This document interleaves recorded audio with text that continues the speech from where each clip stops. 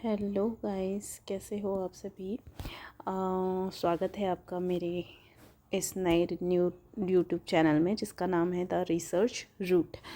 तो स्वागत है आपका हमारे चैनल द रिसर्च रूट में।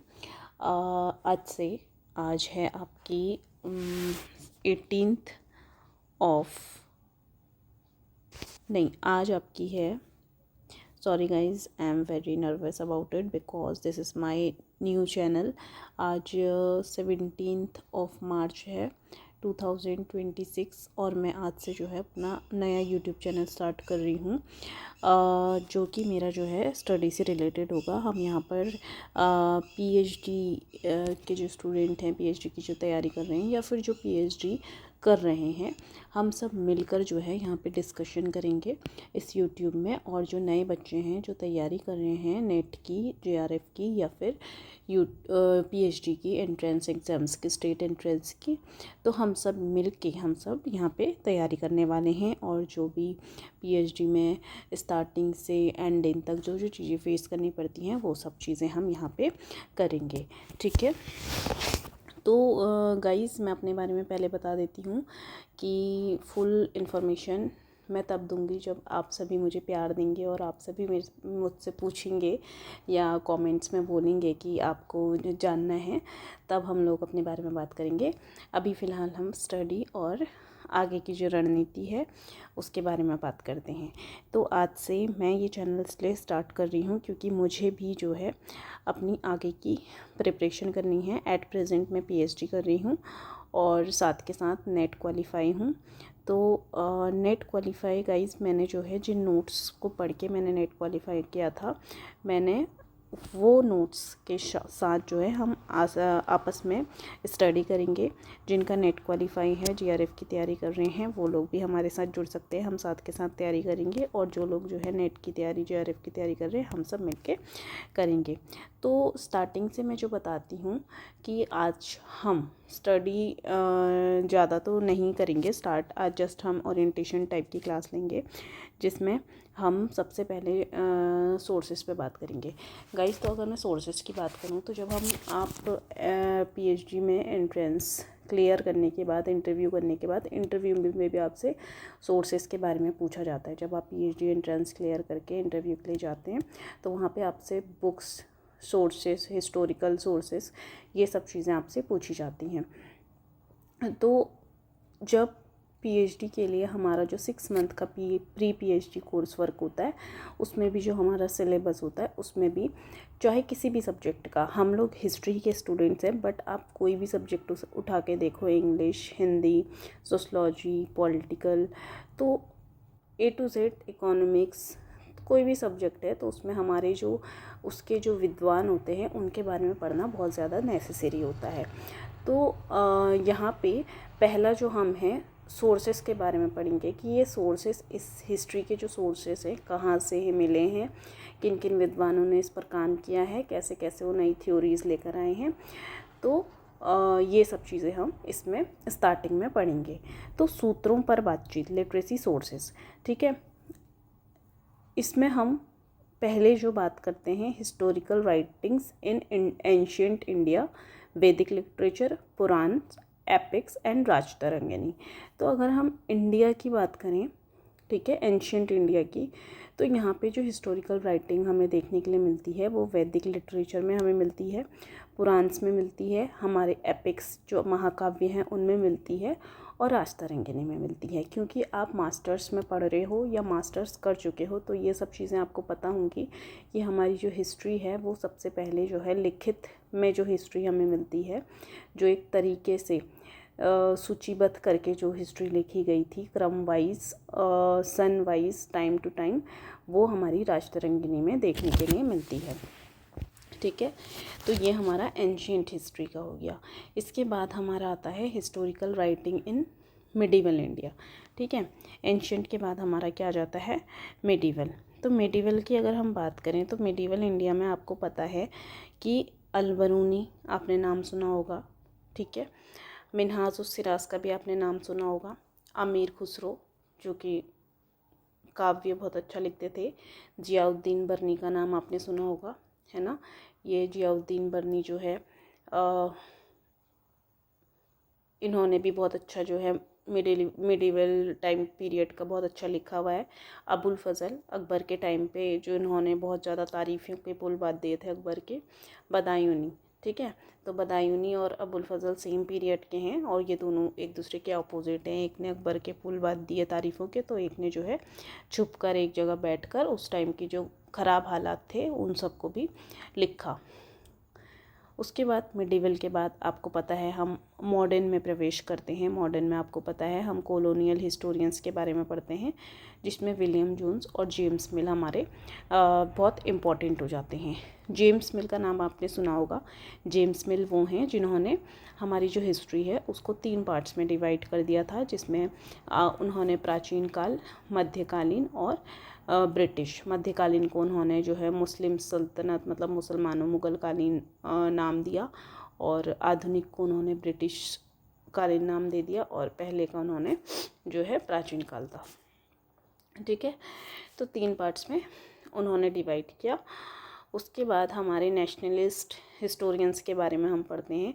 नेशनलिस्ट हिस्टोरियंस में हमारे आर.जी. जो हमारे राष्ट्रवादी नेता थे उसमें आर.जी. भंडारकर, जे.एन. सरकार, के.पी. जायसवाल जी का नाम आपने सुना होगा, बहुत फेमस हैं। आर.के. मुखर्जी का भी नाम आपने कई पुस्तकें उनकी पढ़ी होंगी। के.एम. पनिक्कर हो गए, मार्स। ठीक है, ये सब आपने पढ़े होंगे नाम। इनकी बुक्स भी आपने कॉलेज टाइम पे लाइब्रेरी में पढ़ी होंगी। इसके बाद हमारे आते हैं मार्क्सिस्ट हिस्टोरियंस, जिसमें हम डी.डी. कौशाम्बी जी का नाम सुनते हैं। ठीक है, और आर.एस. शर्मा, रोमिला थापर, इरफान हबीब, विपिन चंद्रा। ठीक है, सबॉल्टन हिस्टोरियंस की अगर हम बात करें कि जैसे ना कॉलोनियल हिस्टोरियंस ने अपने ब्रिटिश टाइम पीरियड के बारे में लिखा, फिर ब्रिटिश टाइम पीरियड वालों ने क्या किया, जैसे जेम्स विलियम ने बोला कि इंडियंस तो बहुत मतलब असभ्य हैं, इनको कुछ नहीं आता, इन हम लोग लेके आए लिखित इतिहास, हमने स्टार्ट किया, हमने बताया कि इतिहास कैसे लिखा जाता है। ये सब चीज़ें जब ब्रिटिशर्स ने बोली तो उसके बाद हमारे नेशनलिस्ट हिस्टोरियंस भी निकल कर आए, जिसमें आर.जी. भंडारकर, जे.एन. सरकार थे। इन्होंने विरोध किया, उन ब्रिटिशर्स लेखकों का विरोध किया कि नहीं, आप कैसे कह सकते हो कि आप लोग लेके आए, हमारे प्राचीन समय से ही इतने लेखक हैं, महाकाव्य लिखे गए हैं, ये वो। तो ये सब चीज़ें नेशनलिस्ट हिस्टोरियंस बेसिकली उनका विरोध करने के लिए आए। उसके बाद हमारे कौन आए, मार्क्सिस्ट आए, जिन्होंने फिर मार्क्सवादी जो है विचारधारा को आगे बढ़ाया हमारे इंडिया में। ठीक है, जैसे कि आर.एस. शर्मा, रोमिला थापर। उसके बाद हमारे आते हैं सबॉल्टन हिस्टोरियंस। सबॉल्टन हिस्टोरियंस कौन थे, जिसमें डेविड अर्नोल्ट का नाम हमें जानने के लिए मिलता है, ज्ञान पांडे, सुमित सरकार। ये वो थे, सबॉल्टन का मतलब कि जब सब कुछ कवर कर लिया हिस्ट्री से रिलेटेड, लेकिन एक तबका छोड़ दिया जो हाशिए पर था। मतलब वो भी तो अपना कुछ ना कुछ योगदान दे रहा था विकास के लिए, भारत की इकोनॉमिक को बढ़ाने के लिए, है ना, लेकिन उन लोग को नज़रअंदाज किया गया। हाशिए पर पड़े जो लोग थे उन लोगों को हमेशा नज़रअंदाज किया गया। तो उनसे रिलेटेड कि स्वतंत्रता संग्राम में उनका क्या योगदान रहा, ये सब चीज़ें जो है सबॉल्टन हिस्टोरियंस ने हमें लिखित रूप से दी। इसके बाद हमारा आता है हिस्टोरिकल राइटिंग इन स्टेट्स। ठीक है, अब आप जिस भी स्टेट के हो, आप अगर स्टेट यूनिवर्सिटी से कर रहे हो तो आपको अपने अपने स्टेट की हिस्ट्री के बारे में भी नॉलेज होनी चाहिए। जैसे अगर मैं उत्तराखंड से हूँ तो उत्तराखंड की हिस्ट्री के लिए मैं हिस्टोरिकल राइटिंग इन उत्तराखंड में यहाँ के जो हमारे राइटर्स रह चुके हैं ब्रिटिश टाइम पीरियड से अभी तक के जो हैं प्रेजेंट टाइम तक के, हमें सबके बारे में नॉलेज होनी चाहिए। ठीक है, तो ये हमारा एक मोटा मोटा क्या है, लेखकों का है कि किस काल में किस लेखक ने किस तरह से इतिहास को प्रस्तुत किया है, किस तरह से उन्होंने इतिहास के टॉपिक्स उठाए हैं और उनको जो है लिखा हुआ है। तो ये सब चीज़ें हमारी हैं। तो सूत्रों पर बातचीत हम जो है नेक्स्ट लेक्चर से करेंगे। आज हमारी ओरिएंटेशन क्लास थी। तो आप सभी से मैं ये कहना चाहूँगी कि आप लोग अगर मेरे साथ जुड़ के साथ में रह के स्टडी करना चाहते हैं, इसमें ना बेसिकली देखो, जो जिन लोगों ने पढ़ लिया है, जिनका क्लियर है सब चीज़। उनसे मैं कुछ नहीं कहूँगी क्योंकि वो ऑलरेडी बहुत कुछ जानते हैं, उनको इस चैनल की ज़रूरत नहीं है। बट हाँ, जो लोग बेसिक से स्टार्ट कर रहे हैं, अभी उन्हें ये समझ नहीं आ रहा है कि हम कहाँ जाएं, किसके पास जाएं, किससे पूछें कि हमें किस तरह से पढ़ाई स्टार्ट करनी चाहिए। बेसिकली मतलब मैं ये कहना चाहूँगी, जिसके पास अभी अच्छा खासा 2-3 साल का टाइम है और जो लोग अभी अभी कॉलेज में एंटर किए हुए हैं और उन्हें ये समझ नहीं आ रहा कि हम कॉलेज तो कर रहे हैं, हम पढ़ तो रहे हैं, क्या सिर्फ हम पास होने के लिए पढ़ रहे हैं या हमारा कुछ एम है, कुछ लक्ष्य है। तो मैं ज़रूर आपको ये बताना चाहूँगी कि बहुत सारे बच्चे ऐसे होते हैं कि जो लोग सिर्फ एक डिग्री के लिए एमए कर लेते हैं। तो आप लोगों के लिए बहुत अच्छा स्कोप है, आप आगे पीएचडी परस्यू करें, नेट क्लियर करें, असिस्टेंट प्रोफेसर लगें, तो ये चीज़ आपके लिए बहुत बेनिफिशियल होगी। तो आप उसके लिए आपको अभी से अपना बेस तैयार करना पड़ेगा। तो आपको जो है नेट एक एग्ज़ाम होता है वो क्लियर करना पड़ेगा। तो उसकी तैयारी हम यहाँ पे धीरे धीरे धीरे स्टेप वाइज करेंगे और आप लोग जो है रिवीजन भी करते रहेंगे, ठीक है।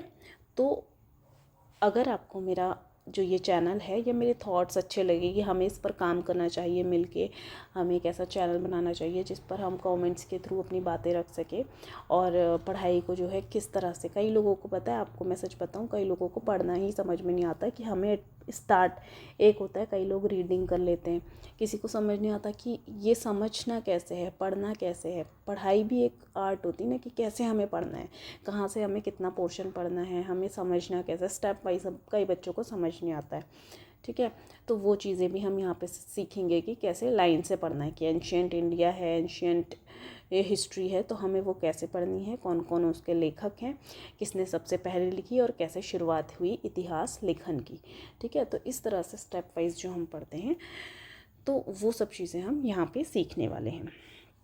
तो आज क्योंकि ओरिएंटेशन क्लास थी, तो मुझे, अगर आप लोग जुड़ना चाहते हैं मेरे चैनल में तो प्लीज़ कमेंट करके बताइएगा, और आपको मेरा जो ये थॉट है अच्छा लगा हो तो प्लीज़ लाइक कीजिएगा, शेयर कीजिएगा और कमेंट करके ज़रूर बताना कि मेरे साथ कौन कौन इस यात्रा पे चलने के लिए तैयार है, ठीक है। सफ़र बहुत लंबा होगा लेकिन हम करेंगे तय, और अच्छे से करेंगे, अपनी पूरी एनर्जी के साथ करेंगे और डेली बेसिस पे, क्योंकि मैं भी आज से नया चैनल स्टार्ट कर रही हूँ, तो हम देखते हैं कि हम कितना आगे तक चल पाते हैं और कितनी मेहनत हम कर पाते हैं डेली रूटीन डिसिप्लिन के साथ, हम रोज़ जो है यहाँ पे, ठीक है। अगर हमारा जो है आप लोगों को पढ़ना अच्छा लग रहा है मेरे साथ, तो फिर हम लाइव सेशन भी कर सकते हैं, हम लाइव भी जाएंगे, ठीक है। बट अभी मेरा ये न्यू चैनल है तो हो सकता है इसमें लाइव का ऑप्शन ना हो, तो अभी मैं रिकॉर्डेड वीडियो ही अपलोड करूँगी, ठीक है गाइस। तो थैंक यू आप सभी को। और मैं उत्तराखंड से हूँ, उत्तराखंड से यहाँ पे जितने भी लोग तैयारी कर रहे हैं वो ज़रूर कमेंट करना, और हम मिलकर तैयारी करेंगे और उत्तराखंड का नाम रोशन करेंगे। जय हिंद, जय भारत, जय उत्तराखंड, जय देवभूमि। Bye bye.